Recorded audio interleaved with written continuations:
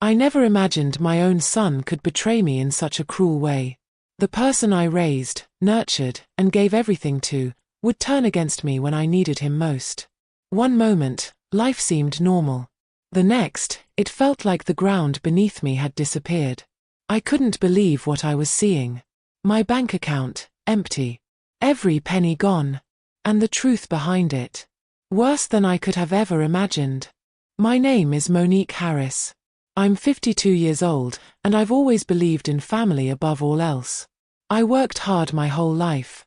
I sacrificed sleep, comfort, and even my own happiness to make sure my son, Michael, had everything he needed. I thought I was a good mother.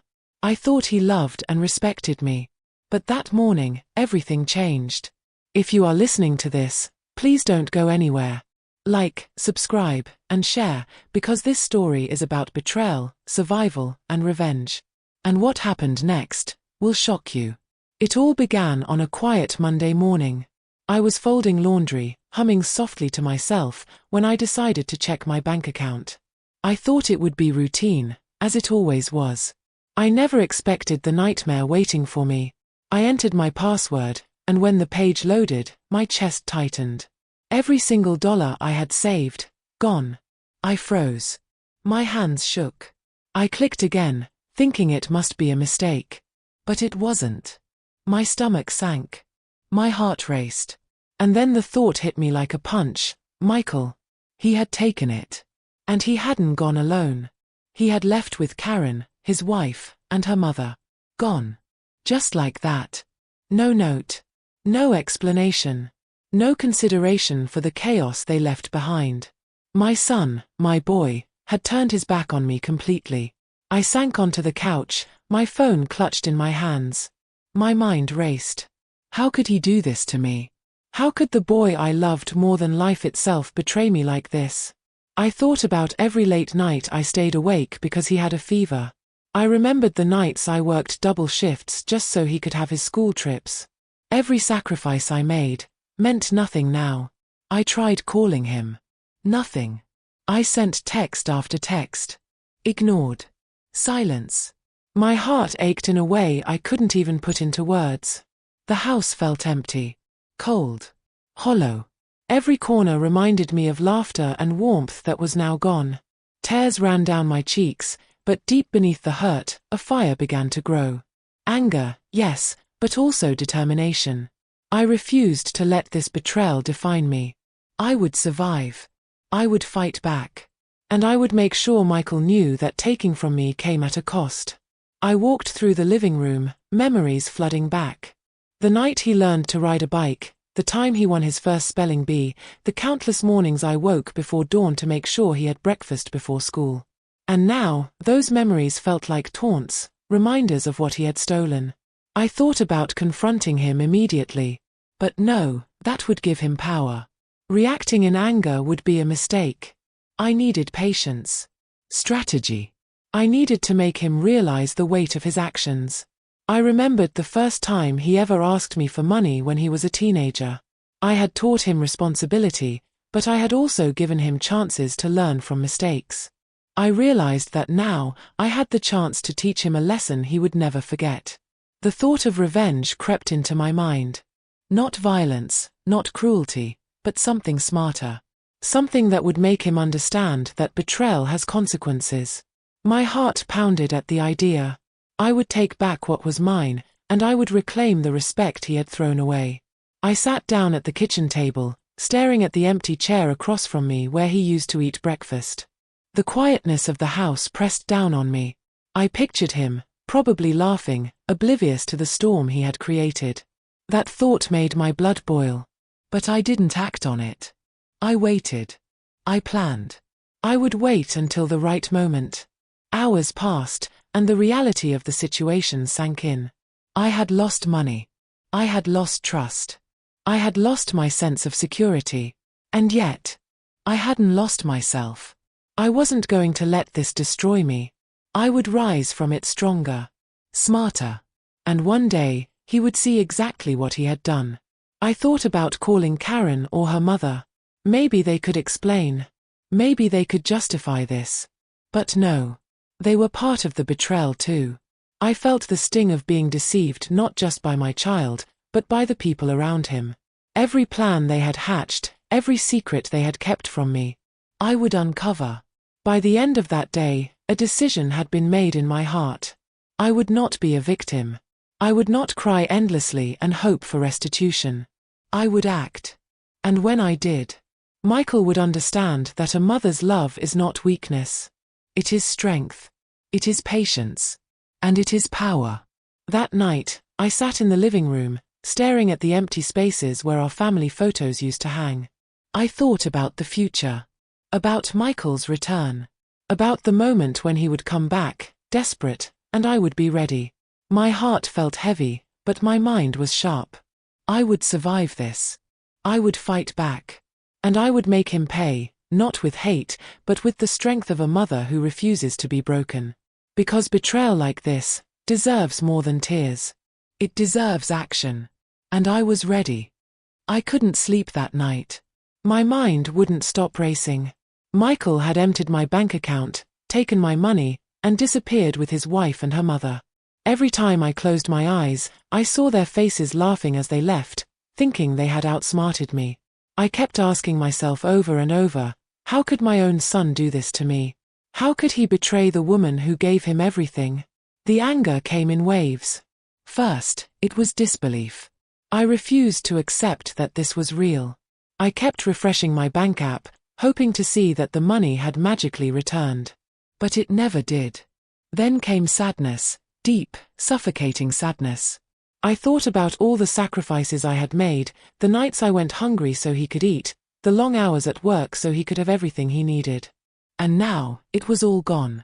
By morning, disbelief turned into rage. Rage that burned in my chest and tightened my fists. I remembered every argument we had, every time I told him he needed to take responsibility for his life. I thought I had raised him right, but clearly, I had failed. I picked up my phone and tried calling him again. I needed to hear his voice. I needed an explanation. Mom. I don't. My voice cracked on the first ring. But he didn't answer. I left a voicemail. Michael, it's me. I know what you did. You took my money, and you left. I need you to call me back. Hours later, I got a text. I don't want to talk to you. You're not the mother I ever wanted. I read it over and over, my hands trembling. Not the mother I ever wanted. The words burned deeper than the empty bank account. He had the audacity to twist everything around, to make me feel guilty for his actions. I sank onto the couch, staring at the wall. My heart ached. I thought of the little boy who used to run to me when he scraped his knee. The little boy who needed me for everything. Where had he gone? The child I knew didn't exist anymore. I walked to the kitchen and poured myself a cup of coffee, trying to steady my shaking hands. I had to think. I couldn't let my emotions control me. But how could I stay calm when the very person I loved most had betrayed me so completely? I remembered the first time he borrowed money as a teenager and broke his promise to pay it back. Back then, I had given him a second chance. I had taught him forgiveness and patience. But this was different. He wasn't just making a mistake, he was deliberately hurting me. I paced the living room, replaying memories in my mind. Every sacrifice I had made flashed in front of me, the extra shifts, the skipped vacations, the nights I stayed awake worrying. And yet, he had no respect. No gratitude. Just betrayal. Anger built inside me, sharp and hot. I wanted to scream. I wanted to call him and tell him exactly what I thought. But I didn't. Because deep down, I knew reacting out of anger would give him the upper hand. I needed a plan. I needed patience. And I needed to survive. But grief and anger mixed together, and tears started to fall again. I thought of the day he was born, how tiny he was in my arms, how I promised I would protect him forever. And now, he had turned that protection into a joke. I remembered sitting in his room years ago, talking to him about honesty and respect. I had tried to teach him lessons that would guide him for life. And now, all of that seemed wasted. By the afternoon, I forced myself to take a deep breath. I couldn't stay in this spiral. I had to focus on what I could control. I made a list: my accounts, my finances, my home. I couldn't undo the past, but I could secure my present. I would protect myself first. I called the bank and froze all my accounts. I changed passwords and security codes. I had to make sure he couldn't take another thing from me. Every step I took made me feel a little stronger, a little more in control. But even with the steps taken, the emotional wound remained. Every memory of Michael's childhood felt tainted now. I thought about all the times I had defended him, all the moments I had trusted him, all the love I had poured into raising him. And now, he had thrown it all away. That night, I sat alone in my living room, staring at his empty bedroom. It was quiet except for the hum of the refrigerator. I thought about what it meant to be betrayed by your own child. I thought about how fragile trust is, how easily it can be broken. And I wondered, would he ever understand the pain he had caused? I remembered my mother's words when I was younger: a mother's love is patient, but never weak. I clung to that thought. Michael had taken my money, yes, and he had turned his back on me. But I had not lost my strength. I would survive this. I would rise from it. And one day, he would understand that betrayal has consequences. Sleep didn't come that night. I lay in bed, planning, thinking, imagining how I would confront him when the time was right. I wasn't angry in the reckless way that destroyed people. My anger was focused, sharp, determined. I knew he had underestimated me. I knew he had assumed I would break. But I wouldn't. The next morning, I woke early, my mind clear. I had made my first moves to secure myself. I had started to take control again. But I knew this was only the beginning. Michael's betrayal had opened a door I would walk through carefully. I would teach him lessons he couldn't ignore, lessons about respect, love, and the consequences of his actions. And deep down, a quiet voice whispered, he would come back. When he did, I would be ready. Because heartbreak and anger were only the first step. The next step was mine. It had been 4 days since Michael, Karen, and her mother vanished with everything I had worked for. I thought the silence would give me peace. It didn't. Every minute was like a weight pressing down on my chest. I kept imagining where they were, what they were doing, and whether Michael even felt an ounce of guilt. Then my phone rang. Seeing his name flash across the screen made my stomach twist. I froze for a moment. Part of me wanted to ignore it. Part of me wanted answers. And another part wanted to hear him beg. I took a deep breath and answered. "Hello," I said, my voice steadier than I felt. "Mom, please. I need your help." Michael's voice trembled. But there was something else behind it, a sharpness, a bitterness, like venom disguised as desperation. My heart clenched. Relief and anger collided in a confusing storm. I had waited for this moment, imagined it countless times, but hearing it for real, it was almost too much to bear. "What happened, Michael?" I asked cautiously, holding the phone a little away from my ear, as if distance could protect me from his words. I messed up. I needed money, and he started, voice cracking. "But Mom," he suddenly spat out, "you're not the mother I ever wanted. You never understood me. You never gave me what I deserved. You don't even care." I froze. My heart felt like it had been punched. The first part of his call sounded like a plea for help, and the second part, it was a knife to my chest. The audacity of his words made my blood boil. I swallowed hard, forcing my voice to remain calm. "Michael, how dare you say that? After everything I've done for you.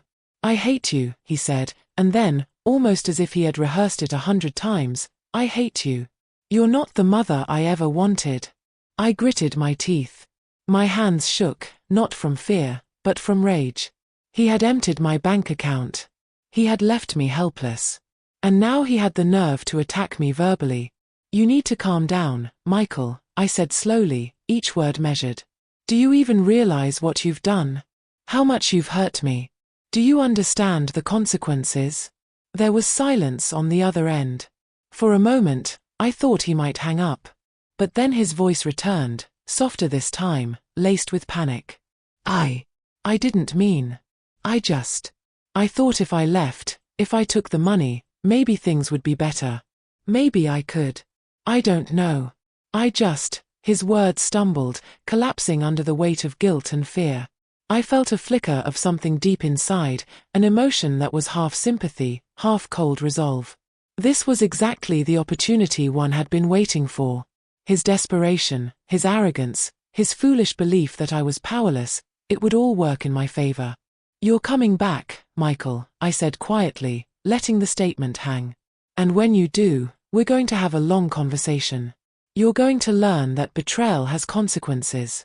You're going to learn that your words, and your actions, have weight." There was a long pause. I could hear him breathing heavily on the other end, the sound ragged and uneven. For the first time in days, I felt like I had some control. I don't know what to do," he admitted finally, the bravado completely gone. I need your help. Please, Mom. Please." My chest tightened. This was the moment I had envisioned so many times. His fear, his uncertainty, his dependence on me, it was all real. And yet, I didn't rush to comfort him. I didn't answer his plea immediately. I let him sit in that discomfort. Let him feel it. Let him realize that actions have consequences. "Michael," I said slowly, "you made your choices. And now you have to live with them.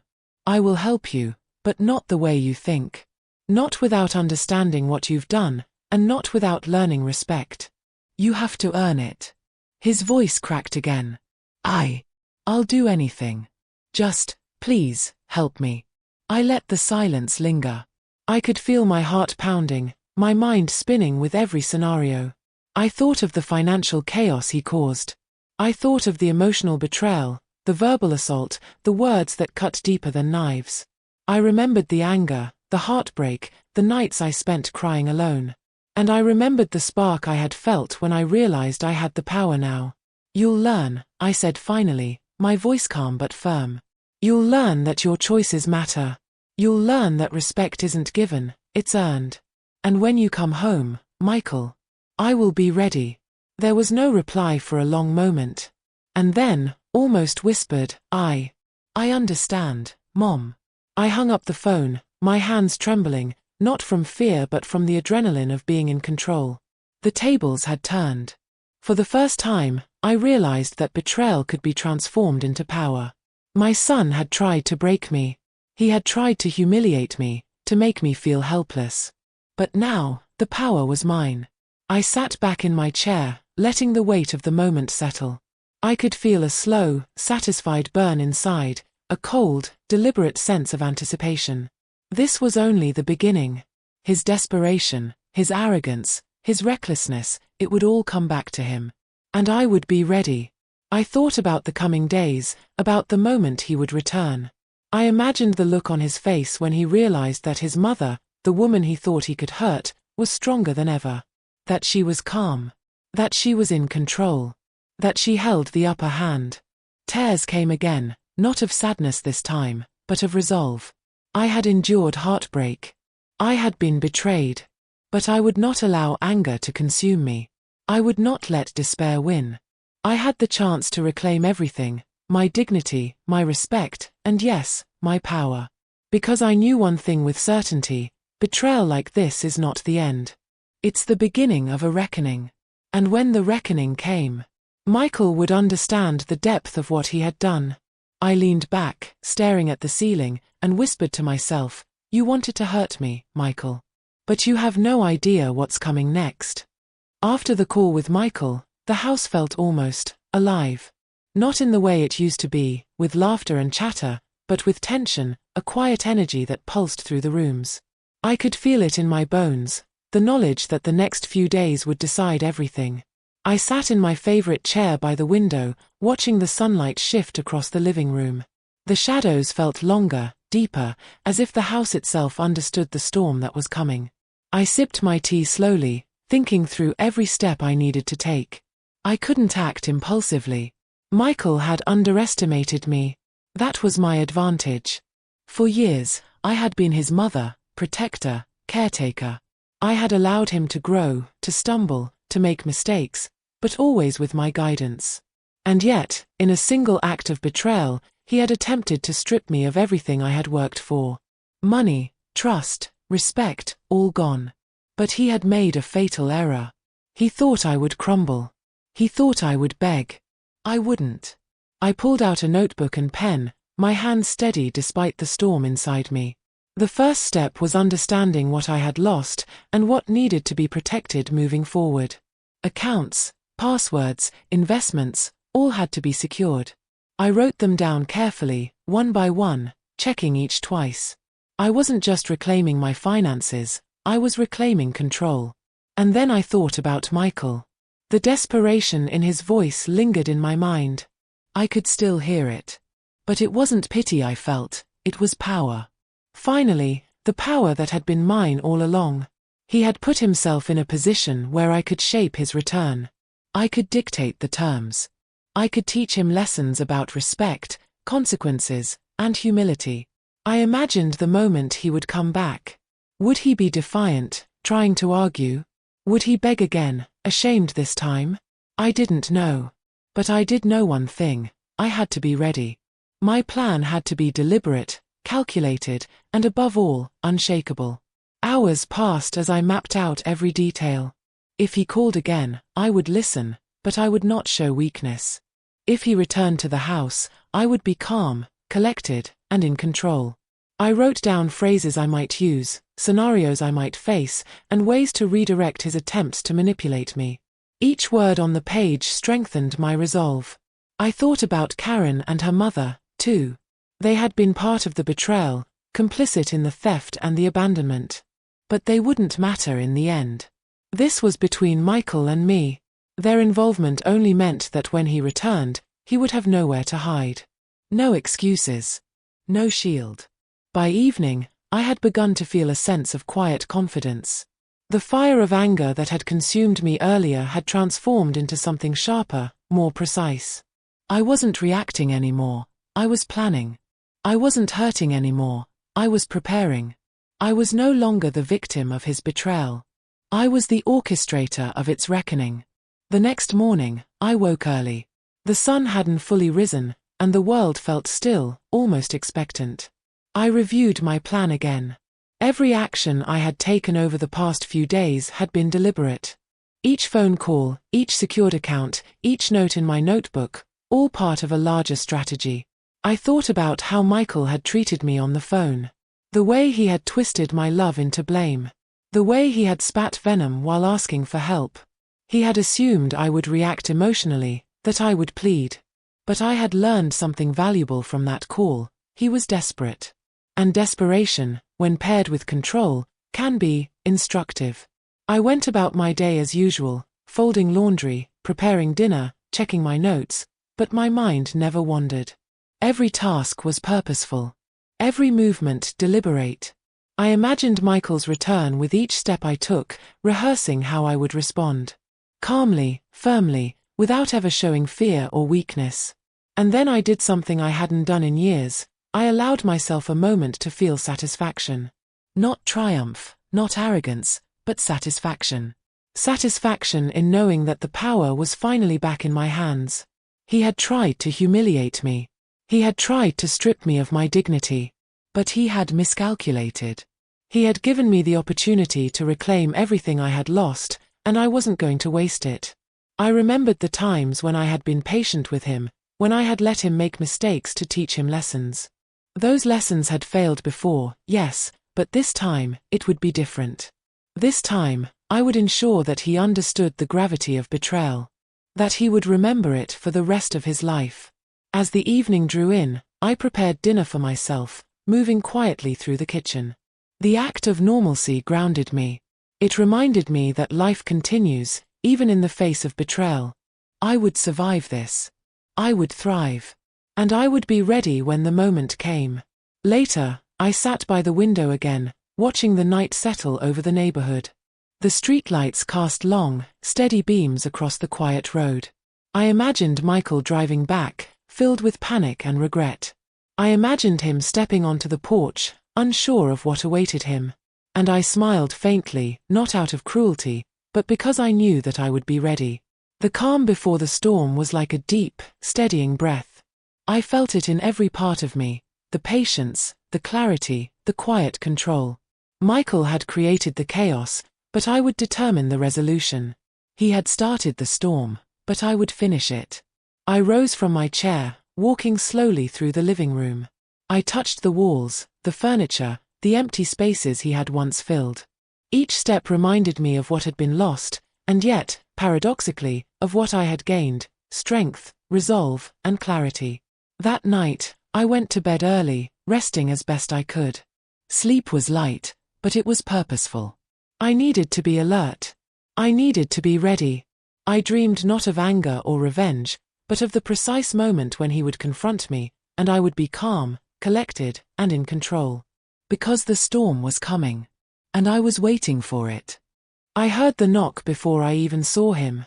It was soft at first, almost hesitant, like someone unsure of what they were about to face. My heart skipped a beat, but not out of fear. It was anticipation. This was the moment I had been waiting for. I walked to the door slowly, every step measured. The sunlight from the porch streamed through the glass, highlighting the familiar shape of Michael standing there. He was alone this time, his face pale, his eyes wide with guilt and desperation. Gone was the arrogance, the bravado that had once made me question my own judgment. Now, he was vulnerable. Weak. Human. But before I opened my mouth, before I even let him inside, I paused. If you're still with me, and you've been following this story, you're witnessing something intense, a betrayal that cuts deep, and the power of a mother who refuses to be broken.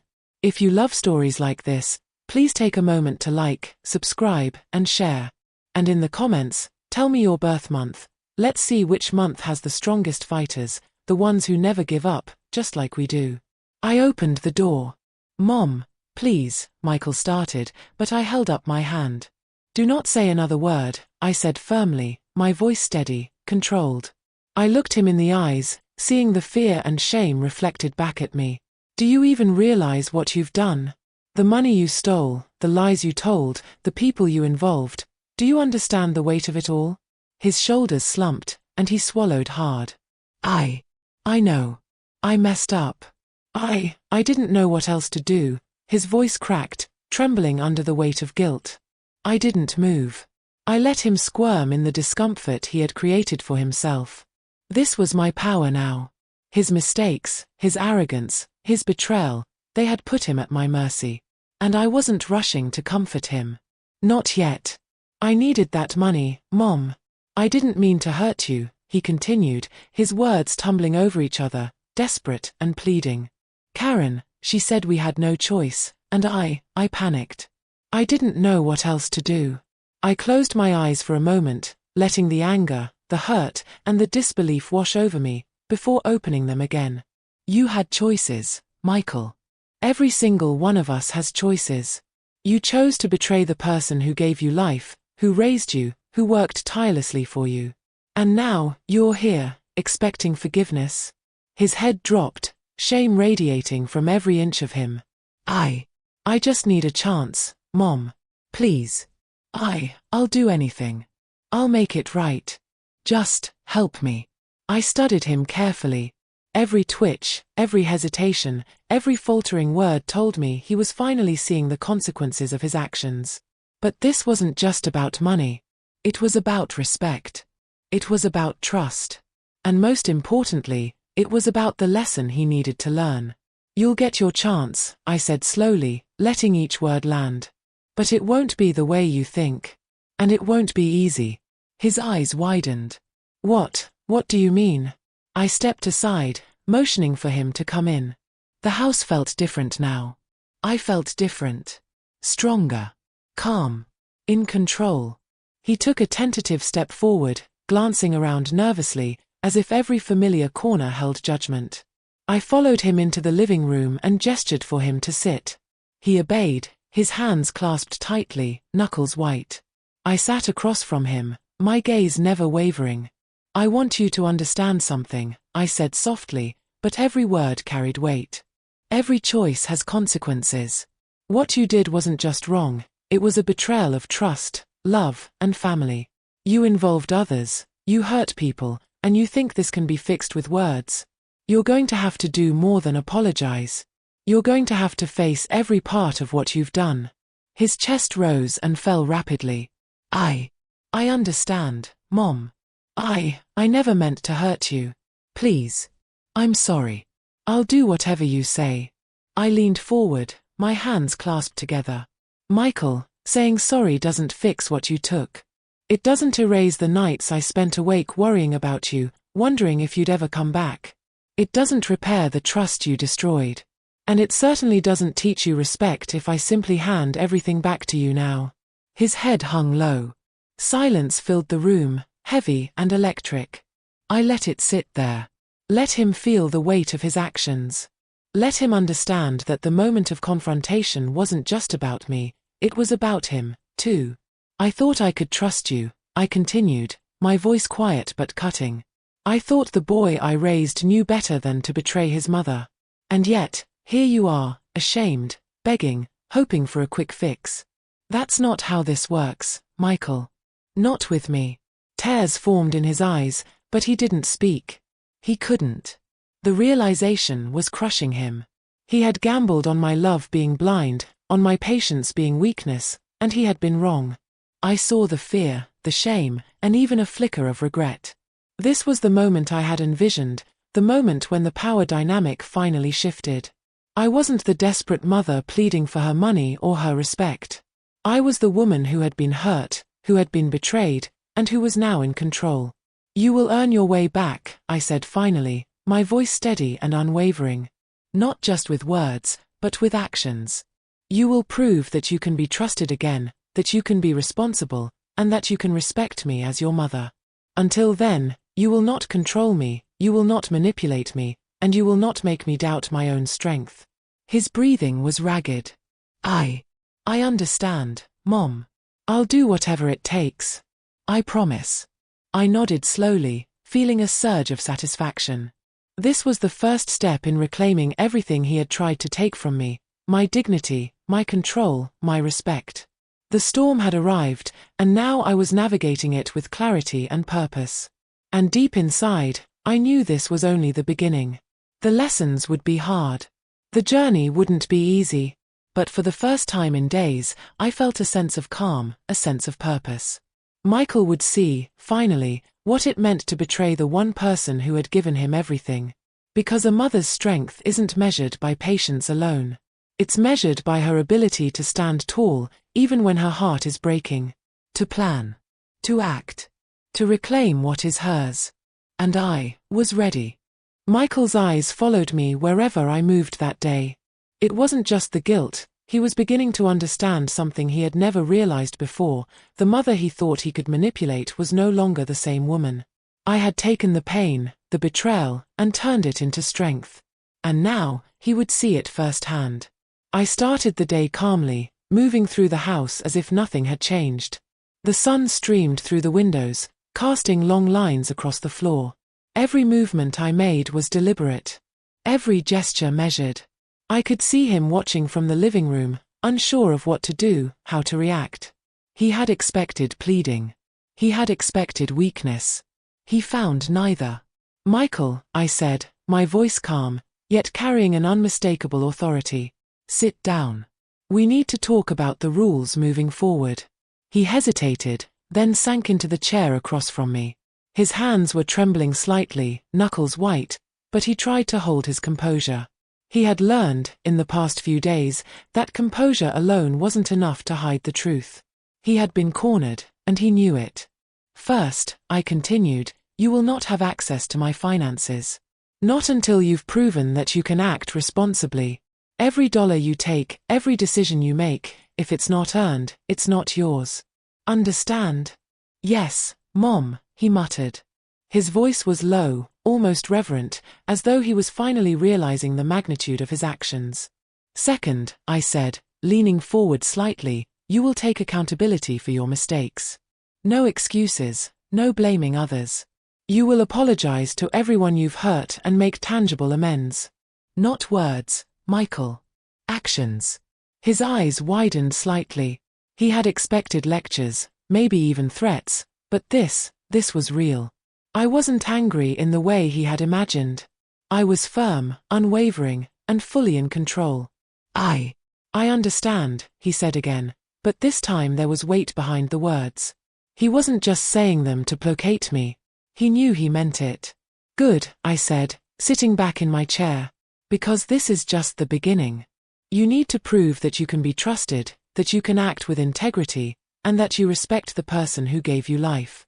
Until then, you will follow my guidance. No arguing. No questioning. You will learn humility. Humility. The word lingered in the room, heavy and potent. Michael had never truly understood it before. He had believed that I would always forgive, always accommodate, always bend. He had underestimated me. That mistake would shape his future.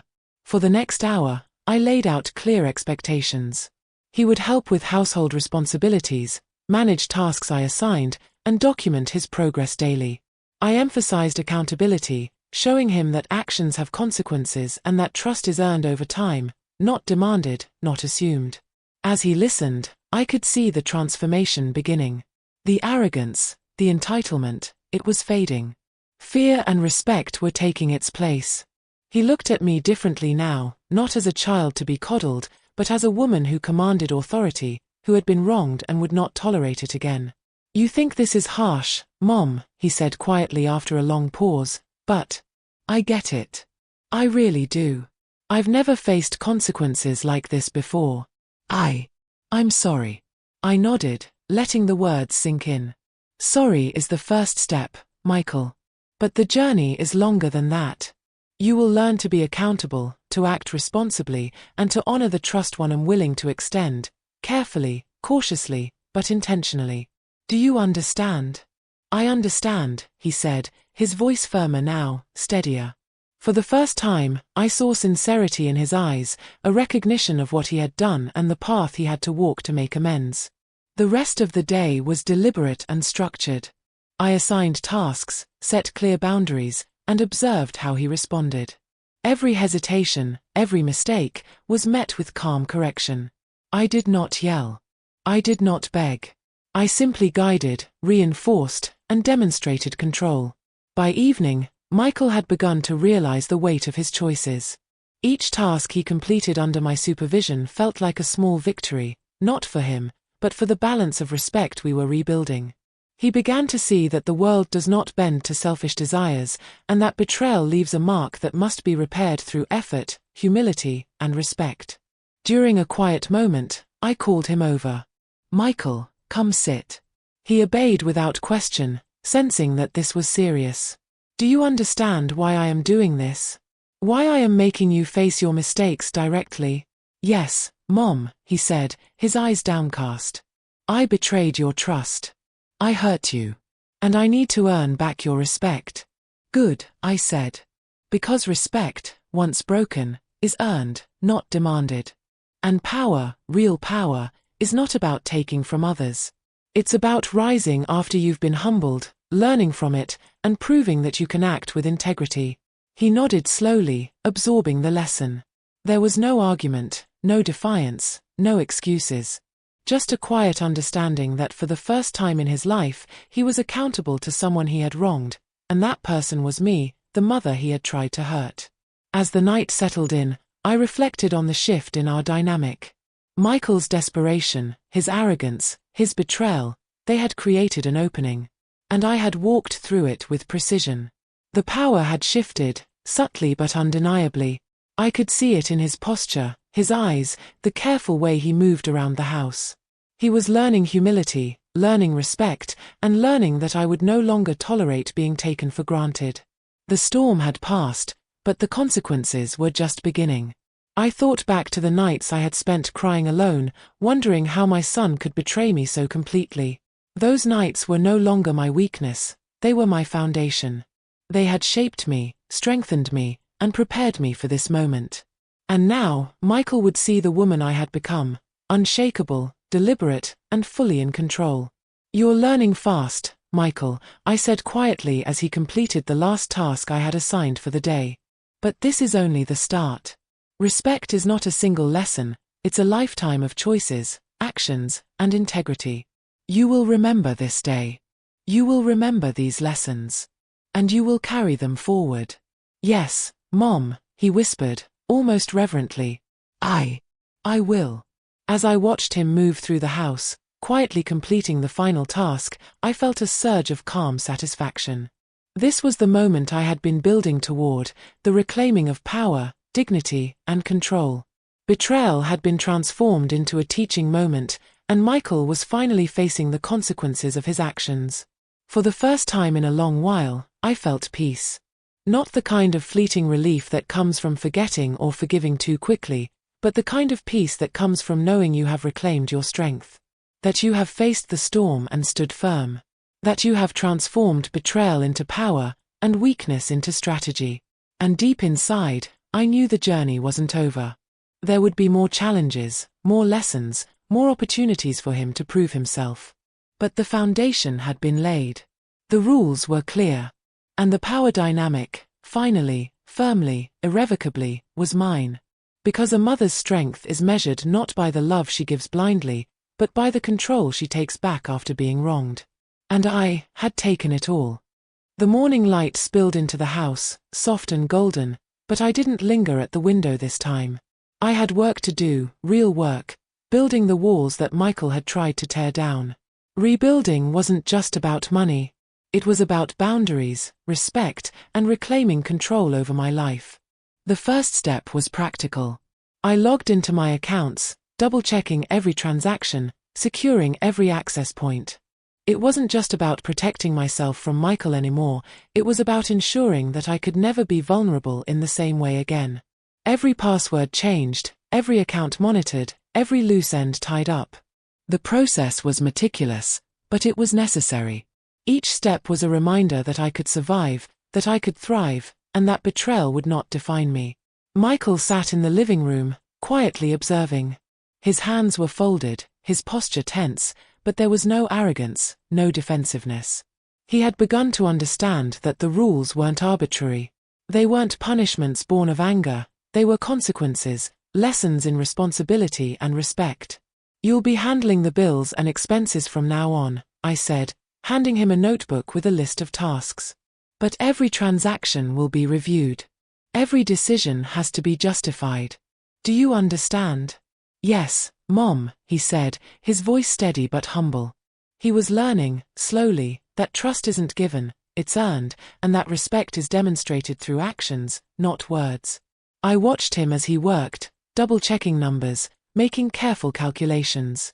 I could see the weight of responsibility settling on his shoulders. This wasn't just about money, it was about accountability, learning that actions have repercussions that don't disappear overnight. Throughout the day, I reinforced boundaries in other ways, too. I established clear expectations for communication, for household responsibilities, and for personal accountability. No more excuses, no more manipulation. Every interaction was a lesson in respect. Every step he took was guided, observed, and corrected when necessary. By mid-afternoon, I took a moment to breathe. I walked through the house, touching surfaces, noting repairs that had been neglected, little things that reminded me of the life I had built and the control I was reclaiming. Each small victory was symbolic, a cabinet fixed, a clutter cleared, a phone line secured. I was taking my home back, piece by piece, and Michael was witnessing it. You're taking this seriously, I said, noting the careful way he balanced the accounts. I have to, Mom, he admitted, eyes lowered. I don't want to fail again. I can't go back to that place. Good, I replied. Because failure isn't an option this time. Not for you, not for us. The house, the finances, the rules, they all matter. You will learn to respect them, respect me, and respect yourself. He nodded, and I could see the subtle shift in him. He wasn't just doing what I asked, he was starting to understand why it mattered. The boundaries I set weren't arbitrary, they were life lessons. And he was finally absorbing them. That evening, I prepared dinner while he cleared the table, washed dishes, and organized the kitchen. The process wasn't glamorous, but it was necessary. It was part of the rebuilding, the slow, steady restoration of order after chaos. As I plated the food, I glanced at him. Michael, I said softly, do you understand how far you've come in just a few days? He looked up, meeting my eyes. I think I do, Mom. I see how much I hurt you, and I see how much I need to change. Good, I said, placing the plates on the table. Because this isn't about punishment. It's about growth. About learning to act responsibly, with integrity, and with respect. You will carry these lessons forward, or you will face the consequences again. We ate in silence for a while, the quiet punctuated only by the clinking of utensils. It wasn't uncomfortable. It was intentional. It was a moment of reflection, a chance for him to absorb the weight of his actions and for me to observe his growth. After dinner, we moved to the living room. I handed him a notebook and a pen. I want you to write down everything you did today, every task, every decision. Detail your thought process and the outcomes. Tomorrow, we'll review it together. He nodded, taking the notebook with a seriousness that was new. Yes, Mom. I'll do it. I watched him begin to write, and I felt a quiet satisfaction. The storm had passed, but its lessons remained. Michael was learning, slowly, that life doesn't forgive betrayal lightly. That actions have consequences. That respect is earned through consistent effort, not demanded through entitlement. Throughout the evening, I reflected on the changes in both of us. Michael was beginning to see the consequences of his choices. He was humbled, aware, and cautious. And I felt a sense of empowerment I hadn't felt in years. I had turned pain into strength, betrayal into strategy, and weakness into authority. Later, as I prepared for bed, I made a mental note of everything that had been accomplished. Boundaries had been established. Responsibility had been enforced. Respect was slowly returning. The house, my sanctuary, was secure again, not just physically, but emotionally and strategically. And Michael, he was no longer the same person who had emptied my bank account and fled with his wife and mother-in-law. He was learning, and for the first time, he was accountable. That accountability, I knew, was more valuable than any money or material possession. It was the foundation for true growth, true respect, and true family. Before sleep, I sat quietly, reflecting on the journey so far. Betrayal had cut deep, but it had not broken me. It had sharpened me. It had given me clarity. And as I drifted off, I knew that the work wasn't over, but the momentum was on my side. Because rebuilding boundaries isn't just about control. It's about reclaiming your life, your dignity, and your power after someone tried to take it from you. And in this house, in this moment, I had done just that. The days passed, but the tension in the house had shifted. No longer was it the suffocating weight of betrayal, it had transformed into a quiet discipline, a rhythm of accountability that Michael could no longer ignore. Every morning he rose early, completing tasks with care. Every evening, he reported on his actions, detailing every choice, every decision. The arrogance that had once defined him was fading, replaced by a growing sense of responsibility and reflection. I observed him closely, not to control, but to guide. Every misstep became a lesson, every hesitation, an opportunity for growth. He was learning, slowly, that life does not bend for selfishness, that trust cannot be demanded, and that betrayal leaves scars that require more than empty apologies to heal. One afternoon, as I sorted through my paperwork, Michael approached cautiously, notebook in hand. "Mom," he said, voice quieter than usual, I think I'm starting to understand why I hurt you so badly. Not just the money, not just the lies, but because I didn't see you as a person with limits, with feelings, with strength. I underestimated you." I looked up at him, studying the sincerity in his eyes. "It's a hard truth to face," I said. "But understanding it is the first step. You have to recognize the impact of your actions, not just on me, but on yourself, on others, and on the family as a whole." He nodded, swallowing hard. "I never realized how much my selfishness would cost me, cost you. I want to make it right. I want to change. You can start by being consistent, by acting with integrity even when no one is watching," I said gently, but firmly. "Change isn't immediate. It's built through small decisions, repeated daily, until it becomes part of who you are. For the first time, I felt a real shift in him. Not just obedience, not just fear of consequences, but genuine self-reflection. He wasn't merely following instructions, he was internalizing them. He was beginning to understand what it meant to be accountable, to act responsibly, and to value trust. Over the next few days, he continued to demonstrate growth.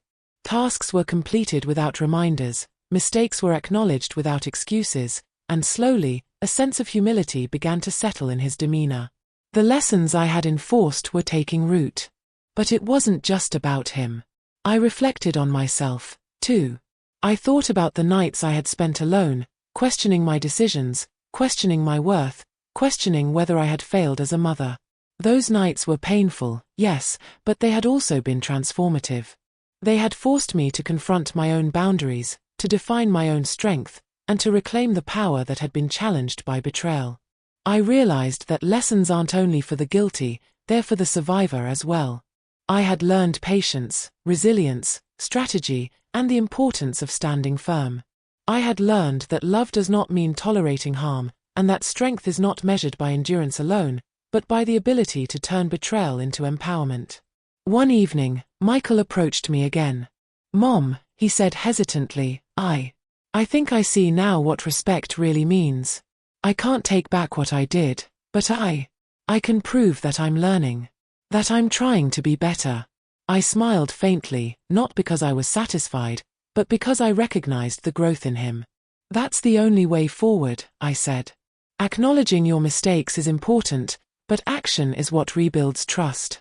You must show consistency, integrity, and humility every single day." We spent the rest of the evening in quiet reflection.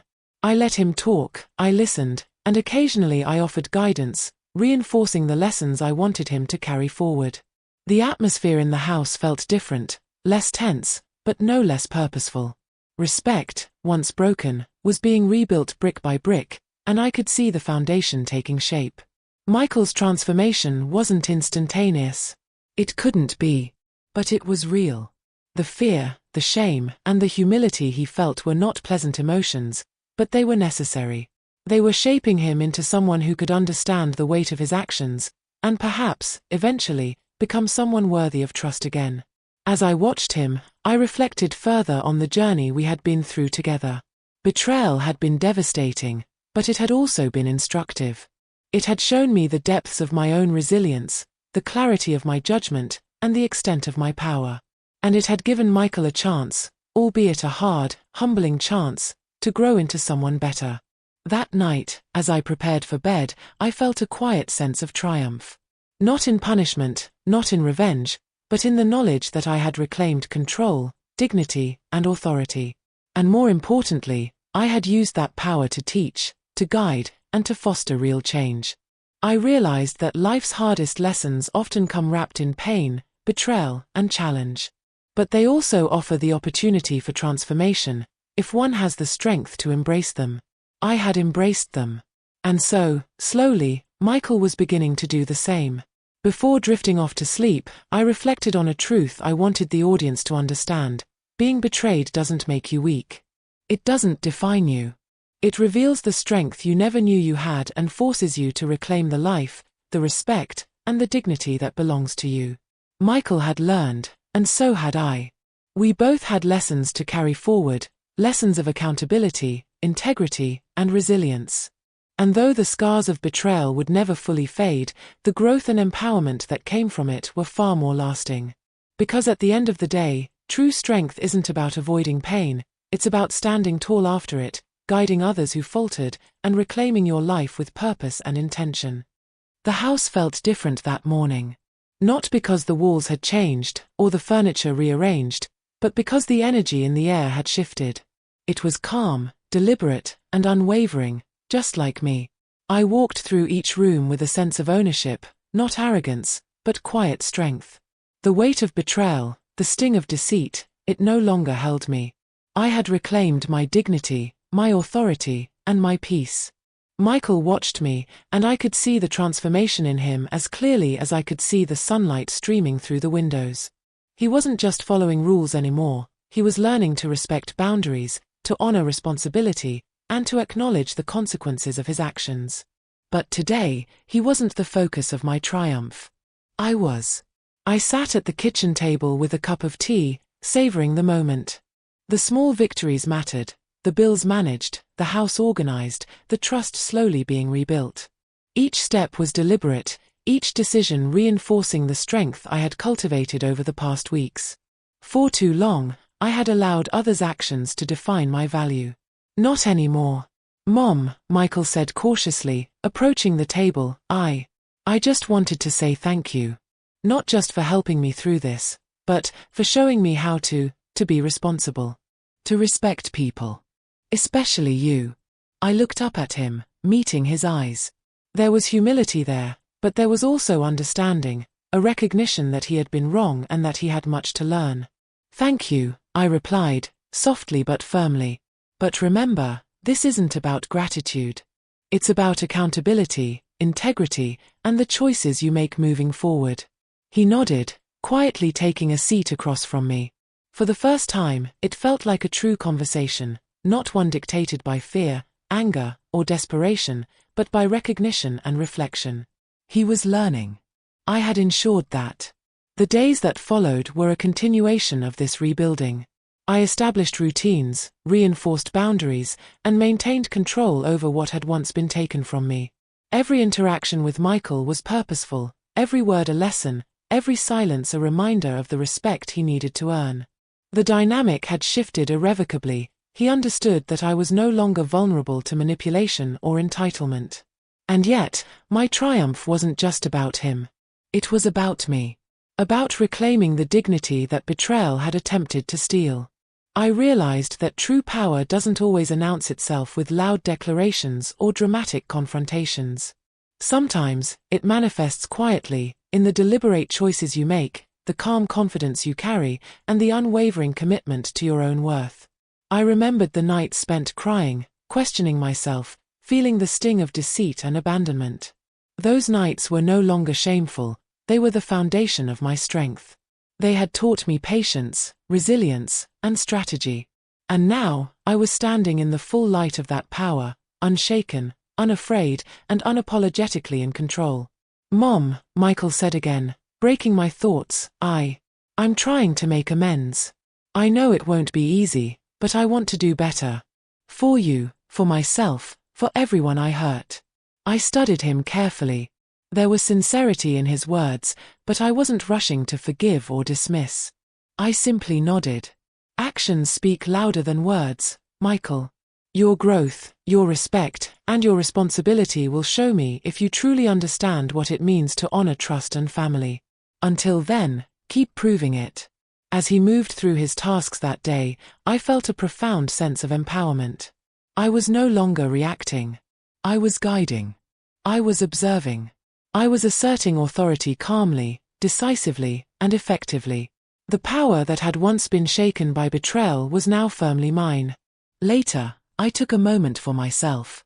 I walked through the rooms, touching surfaces, noticing details, and feeling the subtle rhythm of restored order. Each step reminded me that I was in control, not because I demanded it, but because I had earned it, cultivated it, and safeguarded it. Michael had learned humility and responsibility, but I had reclaimed my life, my dignity, and my peace. The conversation with him that evening summed it up perfectly.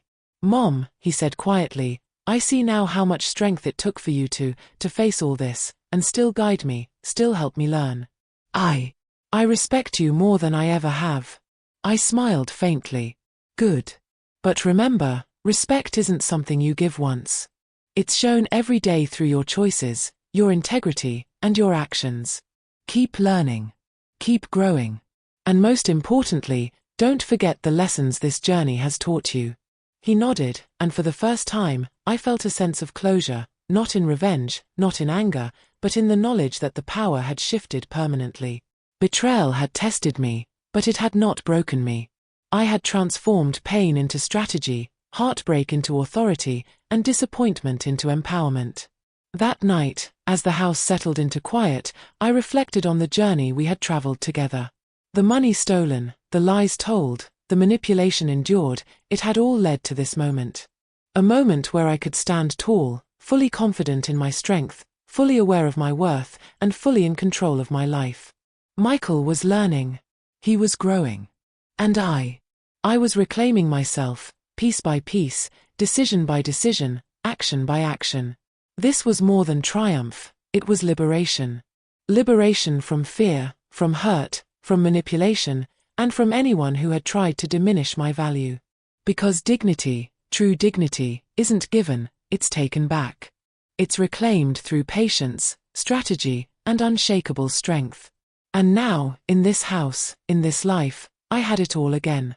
Before the night ended, I spoke softly, almost to myself, almost to the audience. Betrayal will test you. It will push you to the edge of despair. But never forget, your strength, your dignity, your worth, they are yours to reclaim. Stand firm. Act wisely. And let no one take from you what you've built with your own hands. Michael watched me, understanding, perhaps finally appreciating the depth of what had transpired. And I felt a quiet satisfaction, a knowing that the journey wasn't just about revenge, it was about restoration, growth, and reclaiming the life that betrayal had tried to steal. I had done it. I had taken back everything. My power, my respect, my dignity, and my peace. And the most important lesson lingered in the air between us, that no betrayal, no matter how deep, could define me, or my worth, as a mother, a woman, and a survivor. As the house settled into quiet that night, I found myself reflecting on everything that had happened.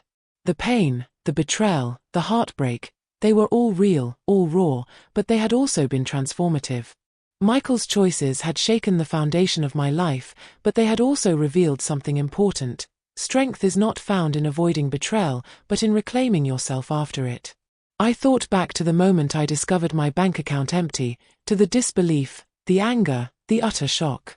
I remembered standing there, feeling as if the ground had been pulled from beneath me. My son, the child I had raised, nurtured, and loved unconditionally, had turned against me. He had fled with his wife and even his mother-in-law, leaving me with a sense of helplessness that cut deeper than I ever imagined. And yet, that moment, as devastating as it was, became the spark that ignited my strength. Through those dark days, I realized that love doesn't always protect you. Sacrifice doesn't always shield you. And sometimes, the ones we trust most can become the ones who hurt us the deepest. But what betrayal cannot do is take away your resilience, your dignity, or your ability to rise again.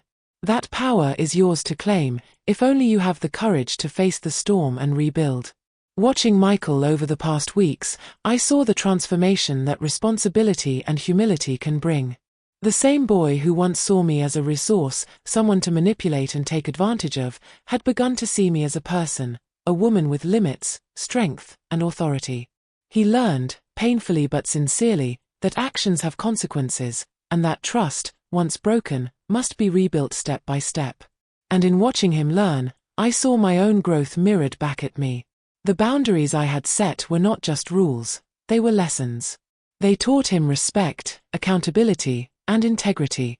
And for me, they restored the control and confidence that I had been denied.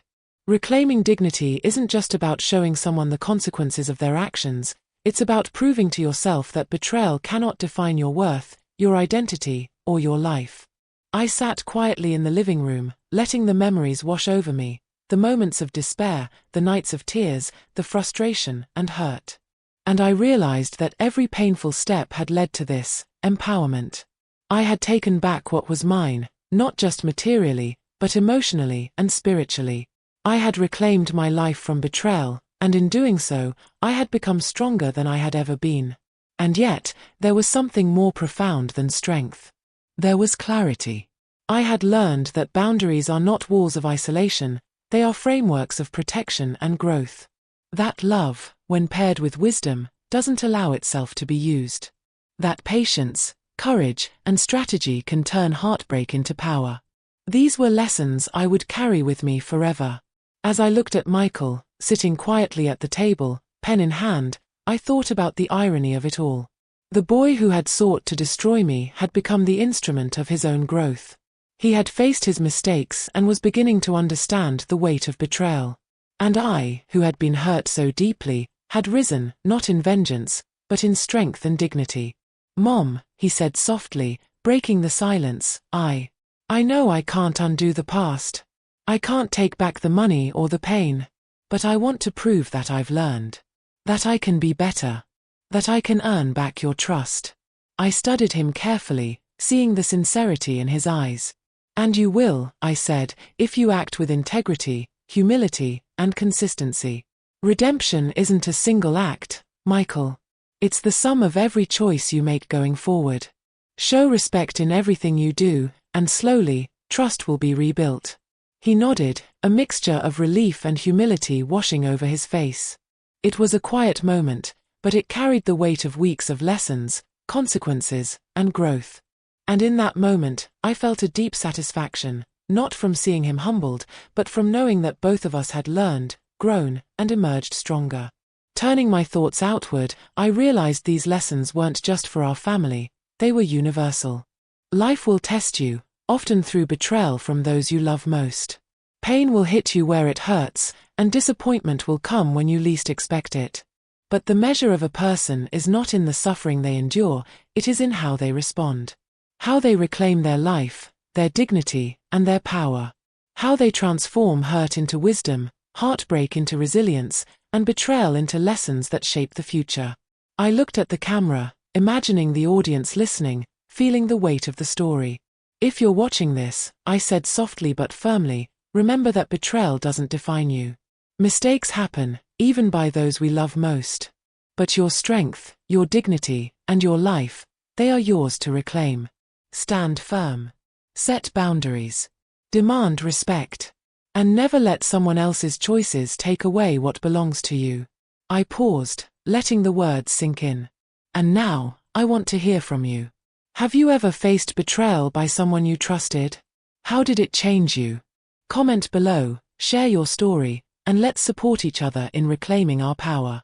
Then, with a gentle smile, I added the final call to action, seamlessly woven into the story. If you've been moved by this story and want to hear more stories of resilience, family, and empowerment, please like, subscribe, and share. Together, we can remind each other that even in betrayal, strength and dignity can prevail. I leaned back, reflecting on the journey one last time. Michael had begun to change. I had reclaimed my life. And the lessons we had both learned would stay with us forever. This wasn't just a story of revenge, it was a story of empowerment. A story of strength reclaimed. A story of dignity restored.